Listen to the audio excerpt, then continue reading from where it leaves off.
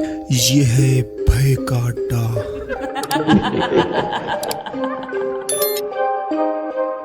ये कहानी है डॉक्टर रोशन की। डॉक्टर रोशन एक गवर्नमेंट द्वारा अपॉइंटेड डॉक्टर थे और उनकी ड्यूटी उत्तर प्रदेश के एक छोटे से गांव गंगापुर में लगी थी। गंगापुर में पिछले कुछ दिनों से एक ही बीमारी की वजह से पागल हो रहे थे। कुछ लोग तो कमजोरी की वजह से मर भी गए थे। डॉक्टर रोशन को इसी बीमारी के इलाज के लिए गंगापुर भेजा गया था। उस गांव में कदम रखते ही डॉक्टर रोशन ने सीधा उस बीमारी से जूझ रहे एक पेशेंट का चेकअप किया। रोशन ने देखा कि पेशेंट की बॉडी पर अजीब से निशान थे, जैसे किसी ने उसे जोरों से नोचा हो और उसका शरीर नीला पड़ा हुआ था। साथ ही उसकी नस इतनी फूल चुकी थी जैसे एकदम से वो फटने वाली हो। उस बीमारी से जूझ रहे हर पेशेंट के साथ हूबहू ऐसा ही हो रहा था। रोशन को कुछ समझ नहीं आया क्योंकि ऐसी बीमारी उसने पहली बार देखी थी। गंगापुर के मुखिया से जब रोशन मिला तो मुखिया ने उसे बताया कि लोगों को कोई बीमारी नहीं हुई है, बल्कि एक देवी का श्राप है जो उन्हें लग रहा है। उन्होंने बताया कि यह सब कंस्ट्रक्शन वर्कर्स हैं जिन्हें देवी के मंदिर की मरम्मत का काम मिला था। मरम्मत करते वक्त मंदिर बंद कर दिया गया था और किसी को भी मंदिर में जाने की अनुमति नहीं दी गई, यहाँ तक कि मंदिर के पुजारी को भी नहीं। और यहाँ की मान्यता है कि देवी को खुश रखने के लिए अपने खून का बलिदान देना होता है। जब मंदिर बंद था तो किसी ने भी देवी को खून नहीं चढ़ाया। इसी वजह से देवी क्रोधित हो गई और अब उसके क्रोध का प्रकोप सब पर भारी पड़ रहा है। मुखिया ने कहा कि देवी को जल्द ही किसी की बलि देनी होगी, वरना तब तक वो खुद गंगापुर के लोगों की बलि चढ़ाती रहेगी। मुखिया ने रोशन को फौरन गांव छोड़ने की सलाह दी। रोशन एक बहुत ही एजुकेटेड और प्रोग्रेसिव आदमी था। इन सब में बिल्कुल यकीन नहीं करता था। उसे लगता था कि ये सब सदियों से चली आ रही झूठी बातें हैं। लेकिन जब रोशन को गंगापुर के इतिहास के बारे में और चीज़ें पता लगी तो उसके रोंगटे खड़े हो गए। एक रोज़ वह गंगापुर के मंदिर के पास से गुजर रहा था कि तभी उसे एक अजीब सी बूढ़ी औरत दिखाई दी जो एक पेड़ के नीचे बैठी रोशन को घूरे जा रही थी। रोशन जैसे ही उसके पास से गुजरा वो उसके ठीक सामने आ गई। उसके चेहरे पर उसके बाल बिखरे हुए थे, जैसे वह कई महीनों से नहाई न हो। अचानक वह किसी पागल की तरह कुछ बड़बड़ाने लगी।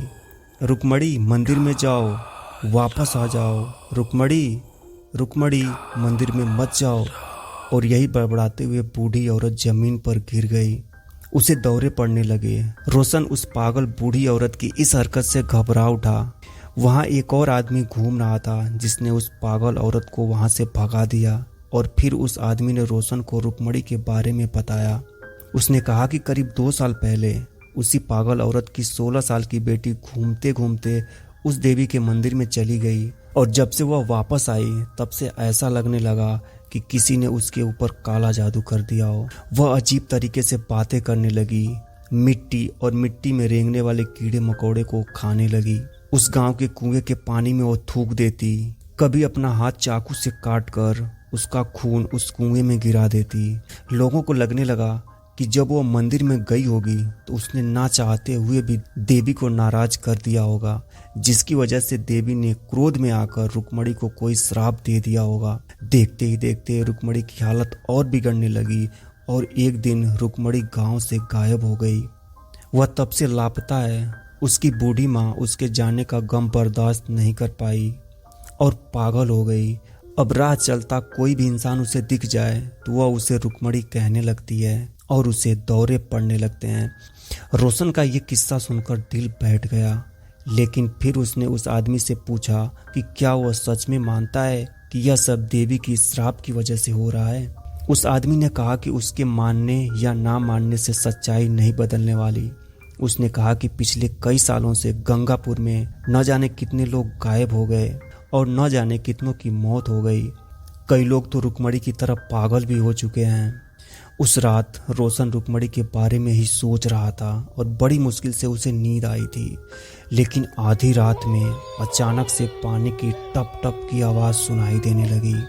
रोशन की नींद खुल गई। उसने देखा कि ऊपर पंखे से कुछ नीचे टपक रहा है। जब रोशन ने ध्यान से देखा तो उसके होश उड़ गए। वो पानी नहीं, खून की बूंदें थी। रोशन ने देखा कि उसके पूरे कमरे में खून ही खून फैला हुआ था और उस खून में किसी के कदमों के निशान भी थे। उन निशानों को फॉलो करते हुए रोशन अपने घर के बाहर पहुंचा तो उसने देखा कि एक 16 से 17 साल की लड़की नीचे बैठकर पागलों की तरह मिट्टी और कीड़े मकोड़े को खा रही थी। उसका शरीर बिल्कुल वैसा ही दिख रहा था जैसे वह उसी बीमारी से जूझ रही हो। नसें फटने वाली थी और चेहरे पर नीला रंग और अजीब से निशान पड़े हुए थे। उस लड़की के आसपास की जमीन भी लाल थी। वो लड़की एकदम से उठ खड़ी हुई और फिर बहुत ही अजीब तरीके से चलते हुए रोशन की तरफ बढ़ने लगी और फिर अचानक से उसने रोशन का गला पकड़ लिया और उसे हवा में उठा लिया। इससे पहले कि रोशन कुछ कर पाता, उस लड़की की आंखें सफ़ेद हो गई और उसे अजीब से दौरे पड़ने लगे। उसने रोशन का गला छोड़ दिया और रोशन नीचे जमीन पर गिर पड़ा। रोशन के गिरते ही वह लड़की बेहोश हो गई। जब रोशन ने उसे चेक किया तो उस लड़की की सांसें नहीं चल रही थी। रोशन उसे तुरंत हॉस्पिटल लेकर गया, लेकिन वहाँ जो उसे पता चला उससे उसके रोंगटे खड़े हो गए। जब उस लड़की का टेस्ट हुआ तो पता चला कि वह उस रात नहीं बल्कि कई दिनों पहले ही मर चुकी थी और वो कोई और नहीं बल्कि उस गांव में रहने वाले उस पागल औरत की बेटी रुकमणी ही थी। उस रात रोशन का दिल दहल गया था, लेकिन जब वह वापस अपने घर आया तो उसके घर के अंदर न तो कोई पैरों के निशान थे और न ही कमरे में कोई खून की बूंद। रोशन को कुछ समझ नहीं आ रहा था कि उस रात उसके साथ क्या हो रहा है। रोशन बस सुबह का इंतजार करने लगा और अगले ही दिन रोशन गंगापुर हमेशा हमेशा के लिए छोड़कर चला गया। आज भी वह यह सोचता है कि रुकमणी अगर पहले ही मर चुकी थी तो उस रात उसे कैसे दिखी और क्यों दिखी। आपको क्या लगता है, हमें कमेंट में ज़रूर बताएं। अगर आपको यह वीडियो अच्छी लगी हो तो हमारे चैनल को सब्सक्राइब करना मत भूलना। मिलते हैं अगली वीडियो में एक नई कहानी के साथ। तब तक के लिए नमस्कार।